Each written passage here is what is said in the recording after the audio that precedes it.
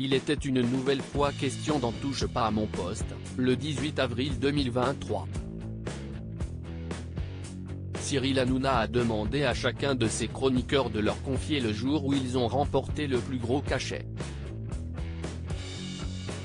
Si certains ont évoqué le tournage d'une émission, d'une publicité ou encore un revenu sur les réseaux sociaux, Gilles Verdet n'a pas du tout pris la même direction. En effet, le célèbre chroniqueur de la bande de Cyril Hanouna a lui évoqué le jugement d'un procès. Moi le jour, où d'un coup j'ai le plus gagné, si est-il le jugement d'un procès au prud'homme contre le Parisien, a-t-il ainsi lancé dans un premier temps avant que le trublion de C8 ne lui demande combien il avait donc touché. Le préjudice moral, j'ai gagné 100 000 €, a-t-il déclaré. Si tous les autres chroniqueurs semblaient être impressionnés d'un tel montant, l'animateur ne s'est pas laissé berner. Ça faisait longtemps que tu étais là-bas, tu as pris plus, est-il alors intervenu. Moi je parle du préjudice. Le reste si est-il le salaire, si est-il le légal, a répondu Gilles Verdet. Mais alors combien tu as pris en tout, a voulu savoir l'homme fort de C8.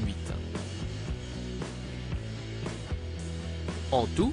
Je ne sais plus exactement mais je dirais 280 000 €. Sauf encore une fois, Cyril Hanouna a assuré qu'il ne disait pas la vérité. Selon lui, son chroniqueur avait obtenu 400 000 €. Cyril Hanouna pousse Gilles Verdet à donner le bon montant, un montant démenti par le principal intéressé. Seulement, à force de réfléchir, il a fini par avouer qu'il avait touché, après son procès au prud'homme, un peu plus de 300 000 €. Je tentais de calculer mais je n'ai plus la somme en tête. Si est-il donc autour de ça? Vous êtes assez bien informé, a-t-il lancé face à Cyril Hanouna qui a ajouté que rien ne lui échappait. Comme toujours.